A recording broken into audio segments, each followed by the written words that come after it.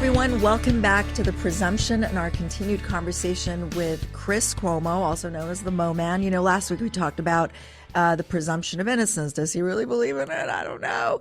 And Murdoch, of course, Jim's case, and the fascinating series that Chris did on HLN called Inside Evil, specifically the interview he did with serial killer Joel Rifkin. And so today that conversation continues. We're going to be talking about Joran van der Sloot. And we're going to be also talking about a little bit about the Menendez Brothers, Gilgo Beach, Rex Heuermann, and so much more. Chris is going to talk to us about mental illness, substance abuse, and a lot of personal things that he's been through that are valuable to all of you.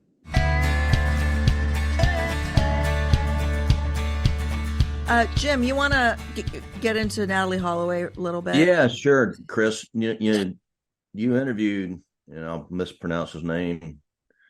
Van der Sloot. It's okay because you're from the South. Joran. Joran van der Sloot. So you interviewed him before he had admitted to murdering Natalie Holloway. He was, prime suspect. He got caught up in, killed a girl down in South America at a casino or something. But you interviewed him about Natalie Holloway. Did you know he was lying to your face when you were doing this? Do you want to see the clip of that? Do we have the clip, Matt? Yeah, we do. This has been in the media. It's been in the print media. It's been on television. It's been on cable television. Who's that guy? It's been all over the place in America for sure. How do you think you've been portrayed in all this? I think I've been portrayed unfairly. I've been portrayed as a murderer and a rapist and everything that I'm not. Van der Sloot has been the main suspect in the case since soon after admittedly lying to police about dropping Natalie off at her hotel. But what other lies may he have told? And is he now finally telling the truth? So you keep changing your story, but you don't tell them the truth. Why not just tell them the truth? Why didn't you? Because I was scared. I didn't want anyone to know. I didn't want anyone to know I left her at the beach. Was he lying then, or is he lying now? You left out the best part, which I call it the two-step. It's an interviewing technique where the first question is the open-ended question that allows them to produce their own reality, which is how they want you to believe it. And the counter is to check that answer with what is offensive to common sense about it. And what is offensive to common sense in that situation? You don't lie to cops about what you did with this woman when you did not have anything to do with killing them. You are obsessed with telling them everything. You want to talk to the cops. Listen, this was not me. I was with her on the beach. This is what happened. Then I went there. Whatever happened, you are talking. You want to talk to everybody when you had nothing to do with the crime. Why? Because you're desperate to be understood. So the last thing you're going to do is what he did. Now, people will offer you an alternative psychology where, well, you're afraid that they'll take it the wrong way. So you're careful about architecting your story so that they don't think it was something it wasn't. I'm rare on that. Did I think he was lying? Yes. But one, he's a very good sociopath. Okay. He's a very profound sociopath. He was also a kid. Okay. And it's a kid doing something like this is less likely. I interviewed him 2 or 3 times, actually. This was before he had killed the woman in Peru for looking at his laptop, which tells you everything you need to know about the guy. But what was interesting about that story was, again, first principles. Who else would have done it? You know what I mean? The problem there is that you don't have a body. But that's not surprising either. In that place, the current is so strong, it goes out into a massive body of water so quickly with such a tidal sweep that it's easy to get a body there. And the sad part of that, to me, was trying to understand the father's involvement, if any. And that was a really vexing situation for a long time. I just talked to Natalie's mother. Now, with all this intrigue about him with the, being extradited and finally admitting that he did it and what that means for her. And that story became such a circus and was such an interesting study in the phenomenon of media and how people love to blame media.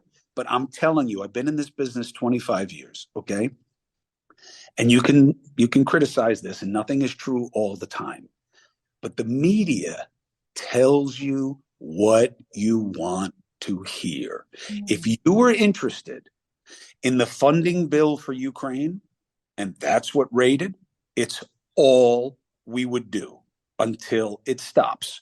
And if you pay attention to Natalie Holloway and you want to know more, then everybody's going to open an Aruba bureau and we're all going to go down there. We're all going to pay people who seem to know because you want it. And if you say, well, I can't get away from it. I can't get away. It's all over. I want real news. One, bullshit. Because the things that you say you don't care about always rate the best. Okay. I want international news. I want just the facts. Yeah, right.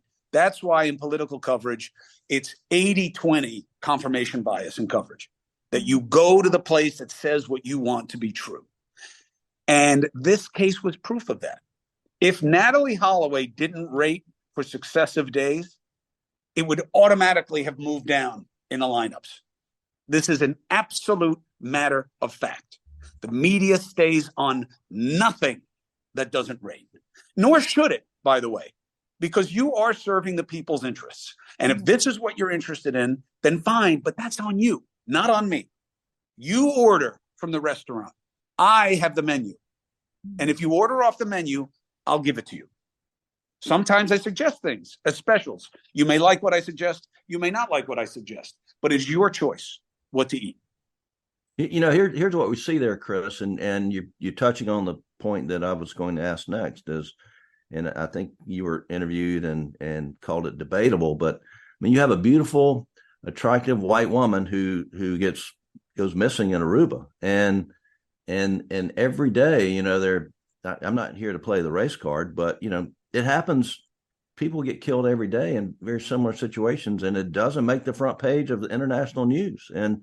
And so it's, there's some, it's selectivity, there's bias, unfairness, right? Bias, there's unfairness. Look, my feeling is this: Jordan Peterson is right. There's rarely a single factor explanation to a complex situation. Okay. One, we're in a country that is a majority white. So you should not run away from white people. And it is not bad to be white. And it is not bad to cover things that happen to white people. A majority of your audience is white. Okay. And if anything, I think that the news, based on and who gives it and what it's about, I think minorities are very well represented, if not overrepresented by population. Now, I'm okay with that overrepresentation. Increasingly, people are not. So why am I okay with it? Because I believe the problems that are concentrated in minority populations matter and are disproportionate in those populations. And I think that's something that society should want to address. So Natalie Holloway was white. Most of your audience was white. She was a white, attractive female, which audiences tend to respond better to, male and female. And then you had all the intrigue that went along with it in terms of who did it. Now, does that story change as you change the players? Absolutely. I went on The View and I said, black people go missing as often as white people do, and actually even more so. And you never cover those because people don't care as much. And why don't they care as much? One, population. You tend to vibe off what you are, right? You see familiarity. That could be my daughter, that could be my friend, that could be my sister, whatever. And two, there is a blame in minorities populations for their own problems. Minorities do this and the majority does this. Whereas, who knows? They don't take care of their kids. It's probably on drugs. They impute all these things. That's why when I do drug stories, I invariably have white suburban addicts in the story because I want the relatability to be there. And we've come a long way with this, where this is not a ghetto problem. Right. It's not homies who are slinging rock and smoking crack. It's your kid, Mr. or Mrs. Suburban, who thinks it doesn't touch you. And we've done a good job on that. It's important to do that, to show people that they have to have an affinity to things. But that's true. Look, the lady that I'm covering from South Florida, I covered that primarily because it spooked me that, wow, she's been gone how long? And she's really not like that. Like, immediately it went that way. She's also she's an attractive female. And do I think that that's going to wind up getting her resonance with the media? Yeah, I do. I think it's a reason that people are picking up on the case right now. She's good looking. The husband's good looking. TV's a visual medium. People like to see people that they find attractive. And they tend to have biases about people based on how they look. It matters. If George Floyd is a white guy, people will feel differently about it. And they will do a character analysis of the black guy faster than they may do it of the white guy. Right. Bias is, I That's think you sort got of to be transparent about it. the whole Black Lives Matter, movement came about, in my opinion, because there has been a lot of police brutality in the black community, but until it was filmed by someone's iPhone or Android, it never made it to the media. And so, that's my view. The media, but phones help. Transparency helps. Being able to show what you know helps. But look, what's our real problem, Jim? And what Sara is really complaining about when she talks about the presumption, and she's not wrong, is this: American society is more pendular than any other society I've ever covered. Why? We're a heterogeneous group. We have lots of different mores and value systems, only knitted together through the law, which is going to be reflective of those mores. We're young. We're still developing as a culture. We're only a couple hundred years old or so. Most are, many hundreds, if not longer. And we're pendular. So Black Lives Matter, Me Too, do these come out of a good place? Yes. Do they come out of a real need? Yes. But then how are they carried? Often it becomes exaggerated and it winds up undercutting the fundamental initial proposition and value. Mm-hmm. So and the biggest boogeyman in our society, in my opinion, and I know that this is unpopular, and go ahead, come at me. The two-party system is at the root of all shit. We have adopted and been steadily eroded and corroded by a binary battle to the bottom. Everything gets passed through the filter. Everything has to have a split. It is not an irony that on the far left, you find close to Hamas. And on the far right, you find Israel can do no wrong. It is not a coincidence that it splits down this line, because this is the filter of everything, even Taylor Swift. Even Swift, you need to have an opinion on now. Mm-hmm. That is a left-right opinion. Yeah. That plays into it also. That plays into all of these things also. So, no Chris, speaking of left versus right, or the two extremes, you've been talking about Menendez Brothers. I was on talking about it, and we had Mark on talking about it, says Kay Scaragos.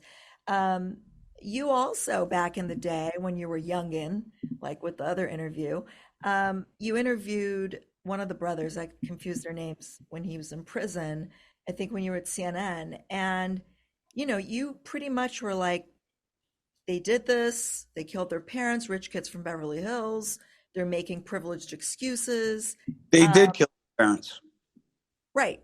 But why, Madam? He had an imperfect self-defense. That was the defense, right? And so when you were doing all these years that you were following Menendez, at least that was my take, you weren't buying into that self-defense defense. And now it seems like you're more open to it. So, let's play that clip, Matt, real quick from the interview.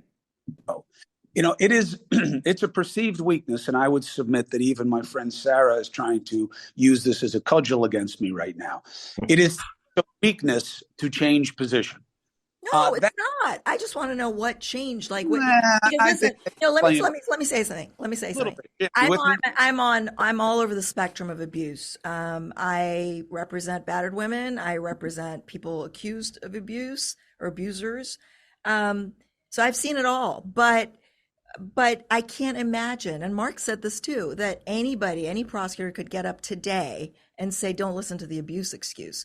I mean, that's, that Me Too. I mean, that's all it's about, right? So I want to know what changed your mind. I mean, a lot of people are saying that's a good point. Times have changed. My mind has not changed. Oh, okay.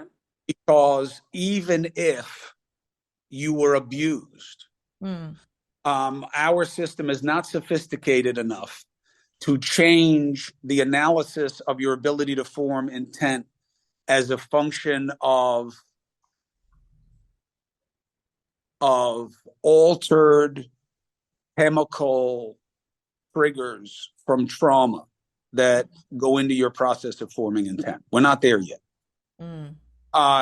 I do not believe right now. First of all, I agree with your premise. If the Menendez Brothers thing happened today, it would be a very different conversation. Yeah. It was back then. And that's a good thing. However, I do not know, except for this new proof, that of course I'm open. Okay. I don't see changing your position if the facts change as weakness. That's the problem with the conflating of politics and science. In politics, you can't change your position, otherwise it's weakness, which is why people foolishly hold on to propositions long after their due date. But in science and in any objective thing, you change as the underlying data changes. So the letter from the cousin about how the abuse had continued well into the stage of life where the murder occurred deserves attention. Yeah. Is it material? Is it competent? Is it convincing? That's for the system to decide. But so the facts changed. And when the facts change, you should be open. And it is weakness, intellectually and philosophically, to cling to a position that is no longer supported the same way, I believe. Yeah. So that's what has changed. Do I believe that if you are currently being sexually abused, you should be able to kill your abuser? No, unless you are incapable of escaping the abuse in that instant circumstance, and the abuse is such that you believe there is a reasonable and serious fear that they may kill you. Well, look at Gypsy Rose. She's a celebrity. She got her mom killed with her boyfriend. The boyfriend's still doing time because he didn't take a deal. He went to trial and he lost on murder. But she got out because she did take a deal, and I think it was second degree manslaughter. It was manslaughter. And now she's a celebrity, and she killed her mom because she was abused. Her being a celebrity is, again, a uniquely American phenomenon. For sure. But I'm just saying, she was also an abuse victim. But fast forward from Menendez, that too was a different time. I think there's a different level of awareness right now, and I think that's a good thing. Now, what we don't want, but we can probably avoid, is this pendular swing like everything else that happens. And we see that also happening, at least culturally, where everybody has an ism now. Everybody's a victim. You can't even find somebody anymore, no matter how successful they are, who doesn't immediately have to give you a hard luck story. Yeah. So it's like Sara and Jim. Oh, the podcast, doing amazing. Good for you guys. You're so lucky. Oh, hold on. You have no idea how long I had to work for this. You have no idea. Back in the day, I had nothing. I was selling papers. My parents come from nothing. I come from nothing. I had to run for my life. Everybody has to have a hard luck story. Why? Because that's where we are in our cultural conditioning. And, I observe all this, and I look at all of this because that's my job. My job is to understand how what's happening fits into context of why it's happening. That's really what my job is. Sometimes my job takes on different manifestations based on the exigencies of the moment, but that's really what I am most engaged in. And I see right now, anti-establishment disruption is the new dividing line in our politics. Everybody's anti-establishment, anti-elitist. And now it's taking another step of anti the wealthy. Now, there's always been animus towards the wealthy among the proletariat or those who don't believe they are wealthy enough. But it is interesting in its extreme manifestation among those who are wealthy. And it is creating a perversion of what the American dream always was, which was an ability to fairly have an opportunity to succeed or fail on your own merits. And the dream was to be rich and to have the life that you want to have. And if that means that you don't want to be rich, then you don't have to be rich. But that was part of the dream, especially in America, which is a very consumer-based culture. Now, being rich is a bad thing.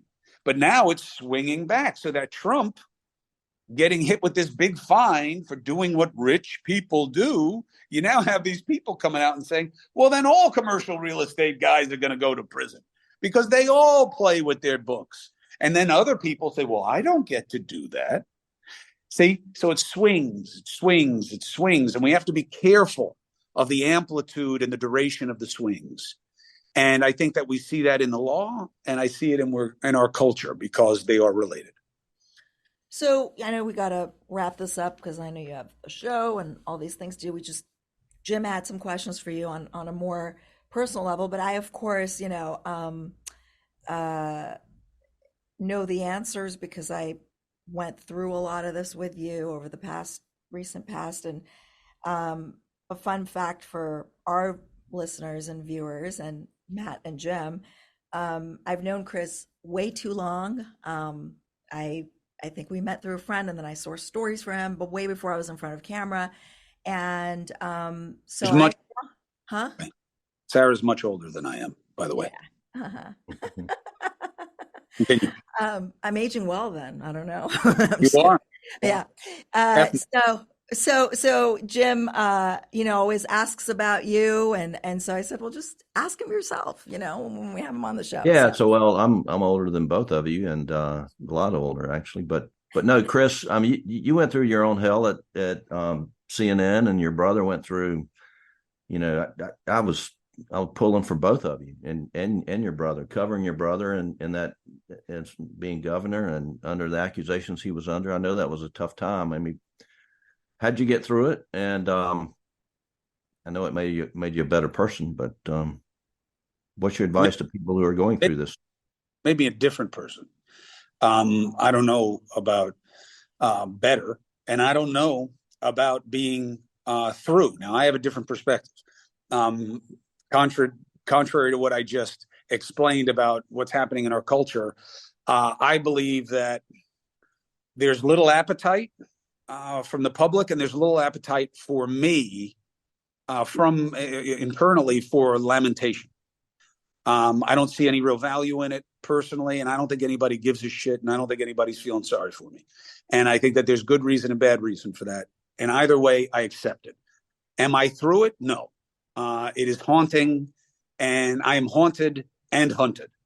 And I am an outsider in the media. I always have been. I've always been a renegade within the media. They didn't want me in it to begin with. They tried to kick me out early on. I had to do all these jobs that I didn't want to do, but that's how you get into the businesses any way that you can.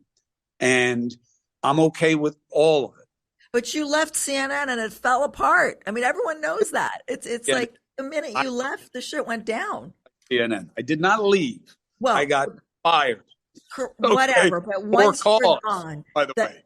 Well, it all crumbled once you were gone. So I used to keep telling Chris, you are this network. I mean, you're not just the number one anchor and the primetime guy, but you really pulled the network in so many ways. So maybe they didn't want you in there, but you kicked ass. Chris, I've got to tell you this: when the Murdoch thing was just popping back in, I guess around Labor Day of 2021, when the roadside shooting happened, I think maybe you were still at CNN, and you kept calling Harpootlian for an interview, and he said, "I don't want to go on CNN and talked to Chris Cuomo, but you never called me, Chris. I mean, I would have done it. Shit. I would have had more hairline. I disagree with Sarah's analysis. Correlation is not causation. I was shit canned. I was shit canned for bad reason, because there could have been no more transparency than I had with the audience and my bosses.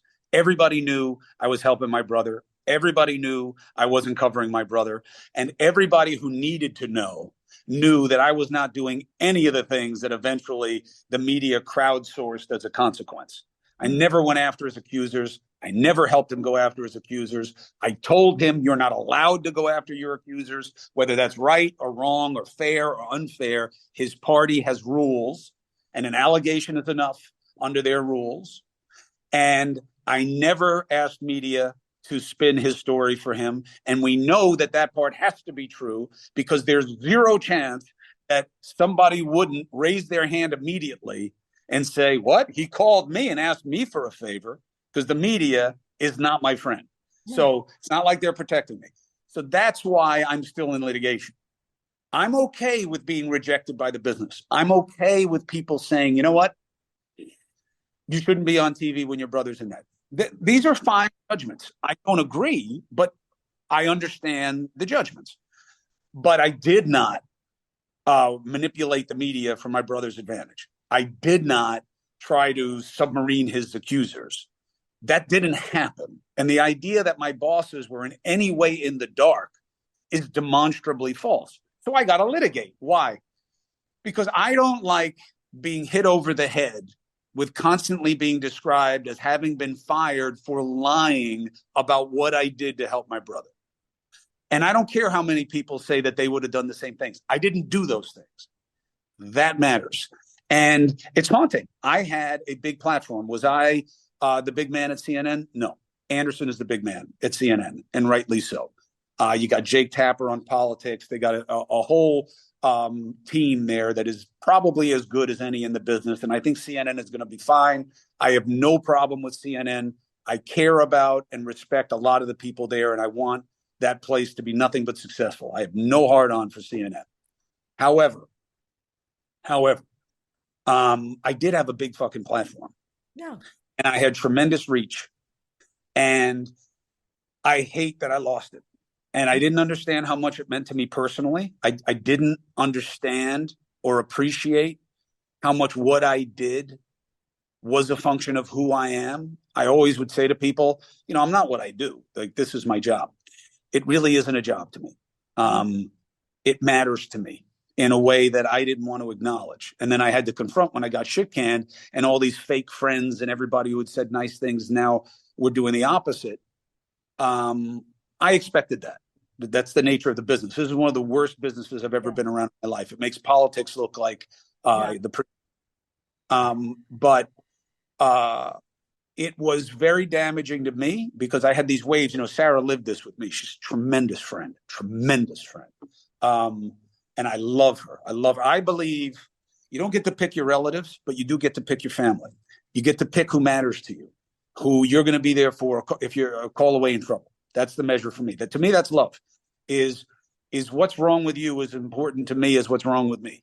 That's love. Maybe people don't like that definition, but you don't have to adopt it. It's my own. And she was there. And a lot of people in her position would not be, and demonstrably were not. But I then had these waves. What happens when you go through a fucked up situation is you have waves of recognition. First, you're in shock, right?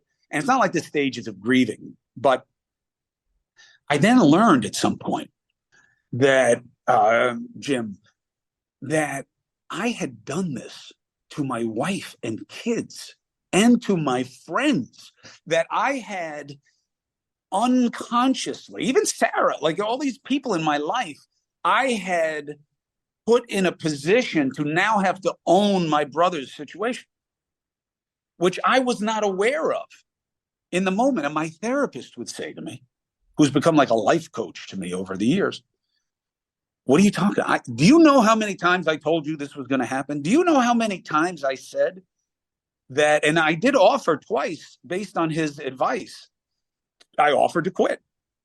When stuff would happen, I'd be like, whoa, this is fucking crazy. I don't want to bring this on CNN. And they didn't want to lose me because I mattered too much to them. And because they knew that it was bullshit, because they knew what I was doing and not doing. So once I realized, oh my God, not only did I fail to keep my promise to my father to be my brother's keeper, because I obviously didn't help him because of everything that went wrong, but I did this to my family, and my wife has to own this, and her business has to own this, and my kids have to own this, and my son is getting in scraps about this, and my daughters are getting savaged on social media, and my friends are being forced to have to say that they're okay with a guy molesting 11 women, even though that's not even the nature of the allegations. I was so angry at myself and in so much pain about that I really only had a couple options, which was one, to just surrender to that and become a victim of circumstance, or own it, go on an apology tour. Not because I had done wrong things, but man, when you hurt people, whether you mean it or not, you've got to own it. And it is not easy. And it is very destructive to your sense of self.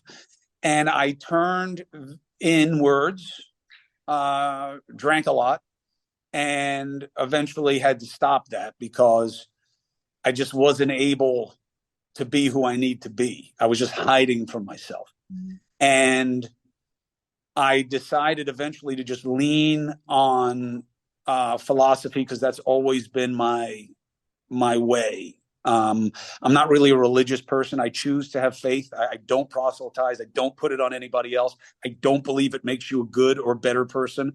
To me, it's just a reflection of my need and my desperation for anything to help me get myself to a lesser state of suck. So my faith is not an indication of anything other than my desperation. And I just read a lot of philosophy and thought about it, and I had to run away from my family because the paparazzi were on my ass like it was a chew toy. And I'd never seen anything like it in the media. Matt Lauer told me he felt bad for me. And I was like, holy shit, this is... You never told me that. Yeah, I had a crush on Matt Lauer. I saw Matt. I have a crush on Matt Lauer, and you'd say, "Oh, but his legs are so thin." True. He does have thin legs. He has tennis player legs. I'm like, I don't care about his legs. I still think he's hot. Yeah. I'm jealous of him and of your affections for him. He was very sympathetic to me. He's always been very good to me whenever I see him, and we live in the same village. So. I left. I had to run away. I went to Florida. And then they found out I was in Florida, and DeSantis took a shot at me, which I didn't really care about at that point. But I thought that I was done. I'm never going back into television. I'm never going back into the media. Fuck them. And no, you're made for this. This is who you are. Eventually I just realized, all right, so what am I going to do? What matters to me? What gives me a sense of purpose? What makes all of the lousy things that come along with whatever that thing is worth it? Like Sara and I share a bond when it comes to training. And I fight train a lot. I don't enjoy it very often. I usually lose. I'm slow. I'm older. But the hardship of it is offset by the sense of satisfaction I get of the effort and of the thinking and of the learning. And of the permutations of thought and strategy that go into self-defense. Similarly, with the media, I made a decision that I want to help. And I see the game that is played in politics with the parties and media as well as anyone. I've been in it a long time. I lived it in a way no other journalist has, not just as the object of scrutiny, but I lived politics in the way other people can only talk to people about. I've been a part of a dozen different campaigns. I've heard multiple presidents from different parties and governors and senators, when there's no camera around, when they're not speaking for the media, talk to one another about what matters and why and what's happening and what isn't. And I have conversations with the lawmakers to this morning and afternoon and day that other journalists do not have. And I thought that mattered, and that I wanted to do something with it And it's not that I was co-opted by CNN. When people say, I like you now, I didn't like you at CNN. No, it's CNN you don't like. I'm the same guy. I just got a different set of initials on my T-shirt. And I have a little different perspective now, because part of coming back from it was, all right, well, here's the first thing. My family's got to be okay with it, and they got to know what it's going to entail and what it's not going to entail. And I'm actually going to have this conversation overtly this time, in a way that it was never had with me, with my family, when my father decided to go into public service, and in a way that I never had with them. And if they say no, then I'm not doing it. And once I knew that they were okay with it and they understood it, I then had to find an outlet who would let me do only what I want to do. And between the ones who didn't want to touch me because I was radioactive because of my brother, and those that I didn't want to touch because I don't like what they're about, News Nation was kind of a gift, because it was a place that was looking for a sense of purpose. And its sense of purpose, News Nation is the only news organization where the name of it reflects the audience instead of itself. If you think about it, every other set of initials, every other acronym is about the entity. News Nation is reflective of the audience. America is News Nation. And the idea of serving them and being overt in the advocacy of diagnosing what is happening in politics and media and larger society that is good and bad for it, I felt was uniquely suited to me. So I decided to do it, even though it was embarrassing to get back into the media, and that I knew people would judge me and they would write nasty shit and they'd ignore anything that I do, because they had done that anyway. They just had to pay attention when I was at CNN. We were too powerful. And I knew that that was all going to happen. And I had to get straight with myself about what matters to me. What are my metrics? What is my value proposition? What do I want? I wanted to help. I wanted to expose the game. I wanted to only pick fights that matter. And I wanted to talk to the people that you're not supposed to talk to. And I knew it was going to piss people off. I was always a man without a team, but I was always believed to be on the left because my name is Cuomo. Although anyone who knows me will know that that is not what squares with my personal set of issues, but they don't really matter. And there's something to me that's interesting and fun about the fact that people think that I am something that I am not. That's okay. No, but in all fairness, and I'm not being biased, I mean, you're one of the few, you're the only journalist that I really have seen that doesn't really, I mean, you treat everybody fairly. You bring people on from both sides of the aisle, and you push back on both sides of the aisle. So but that benefit to me, despising what they are all a part of. You see, because my problem is the system that they're in. Yeah. I get the Democrats saying that they believe that the Republican is more toxified. I think they have a fair argument. Is it a complete argument? No. But it's hard to look at what Trump has done to the GOP and not see that they are more advanced in their perversion of type than the Democrats are at this point, because we haven't had a dominant figure infect the Democratic Party the way Trump did the GOP. My point is, it doesn't matter whether or not they are equal combatants if the combat itself is poisonous. And to me, the party system has failed us. It can only fail us and will only ever fail us. So I'll bring you on, I'll police your argument, but I'm not going to pick a side because I hate the game. And I know it gives me a smaller audience. I understand. I know why Tucker Carlson does what he does. I know why Rachel Maddow does. I know why Chris Hayes does. I know why Reed does. I do not fault them for this. I believe their beliefs are probably genuine. That I don't know about Tucker as much.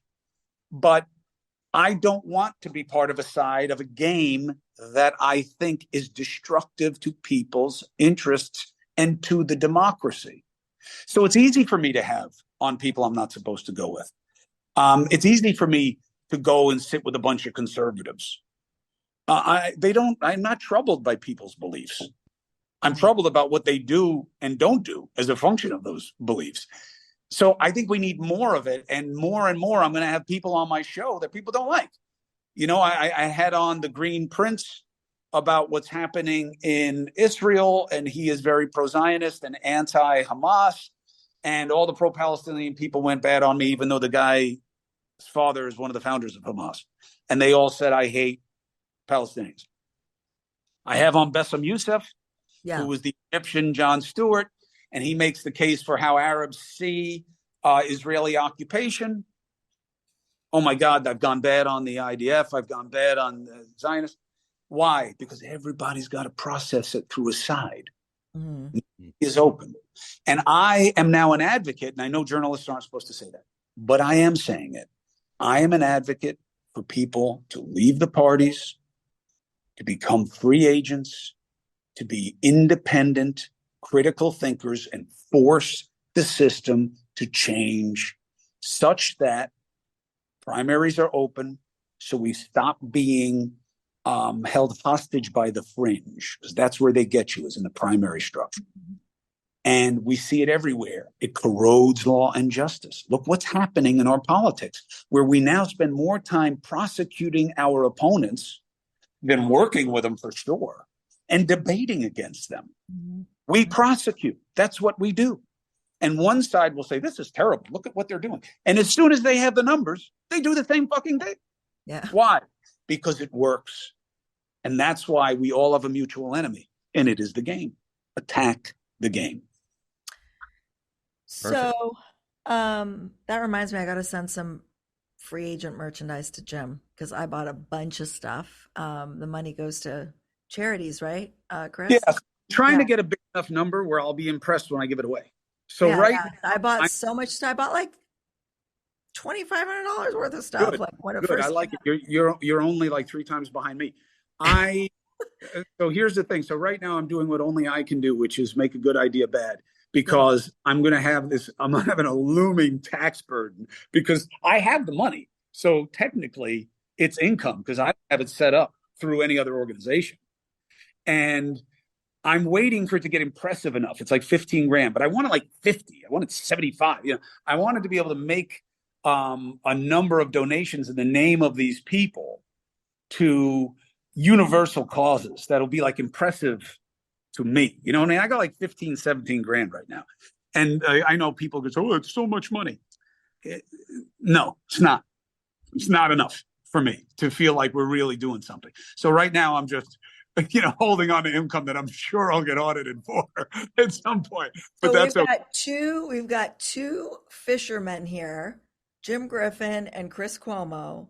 Yeah. I'm still waiting for my invite on y'all's bots this summer. Have no business on a fishing trip. Right. Oh, why? You are about big sunglasses, sun tanning. I could be bougie fishing. I could be bougie fishing. Oh my God. You're talking about me showing your text messages. All right. I know that was a huge violation. Yeah, I don't know. But look, I will never text you again. Don't we have Matt, don't we have these pictures from Chris that Jim was dissing you, saying it's impressive fish, yeah. Yellowfin tuna. We don't get yellowfin tuna down here anymore. That is not a real fish. What are you talking about? It's not a real fish. No, she says that photo of you holding that yellowfin tuna is Photoshop, that you got Arnold Schwarzenegger. I never said that. Arnold would be insulted. Arnold would be insulted. Now, I've had people ask me, Chris, since you posted that, does he take something? Does he do testosterone? I said, no, that guy. I was like, that guy, no. First of all, I would pass. I'm like, I was the one trying to get you on regular supplements, just regular. But look at now. You want to see what I'm taking every day now, twice a day? Look at all. What. I know. Well, that, yeah. Oh, wow. This is my new protocol. COVID detox. I started that Substack. Yeah. To showcase. I mean, you can get my podcast, the Chris Cuomo Project. You can get it without ads on the Substack, because a lot of people get pissed off about ads, as you guys know. But the real cause of it is it's a community for long COVID of clinicians and people who are struggling with it, to kind of get on the same page and share ideas. So what I'm doing for it is I had all the tests done. Really fucking depressing, by the way, what they showed me in my blood. That's proof of this spike protein from the virus and or the vaccine. It's unclear because they both have spike protein in them, and how my blood has changed and the blood chemistry has changed because I have long COVID, and I'm now on a protocol to try to get it better, and I'm letting everybody go to school on me. So you'll see my intake interview with the doctor, and she'll explain all of this about why they believe what they believe. And then you'll see what my blood work revealed is going to come next after that. And then you're going to see the protocol that they're on. And then I'll start reporting about, on that Substack, because it's, and a lot of people don't give a shit, so it's for people who do. I actually have to talk to you later off the record, because I have developed weird stuff in my cardiovascular and blood that I think is from the vaccine, because there's no other explanation for it, but it's not. Well, I'll tell you, they have COVID, but I did get the vaccines, a bunch of vaccines. They have tests now where they can tell you, and I'll hook you up with Terrain Health, Dr. Rose, that I'm using. I spent about a week and a half, which for me is an eternity, going through their research. Being in this a long time and the training, we have an ability to process things real fast in this business, So for me to spend a week and a half digging into something, that's a long time. So the research, it's fairly plenary at this point. I mean, it's this spike protein is more indicative of than anything else of anything that unites all of these different types of symptoms people have. But anyway, if people want to check out the Substack, they can. I got to jump, and I appreciate you guys very much. I look forward to doing it love again. you, friend. Thank you so much for joining us. Thank you so much, Chris. And we are available to join the Cuomo project if you want to do an A to Z, like crime headline breakdown by 2 Yeah, I just have to find the right text and photos that you sent me for the years. Throw them in your announced, and there you go. On. Please don't ask Jim for my photos. He doesn't have any. No, I have them. I don't need it. I got nothing. Thank you again to our friend Chris Cuomo, who's been so wonderful to us, and we hope to talk to him more in the future and join him on his podcast, The Cuomo Project. And we thank all of you for listening. Yeah, we couldn't do it without you guys. Thanks for all your support. And if this is your first time listening to our show, we have so many more episodes you can listen to. We are called The Presumption. We're on all the podcast platforms at The Presumption. We're on YouTube at The Presumption. Follow us on Twitter and Instagram at The Presumption. I don't know how else to say it. Thank you guys all. At The Presumption. At The Presumption. At The Presumption. Thank you guys so much. And until next time, Sara and Jim. We rest.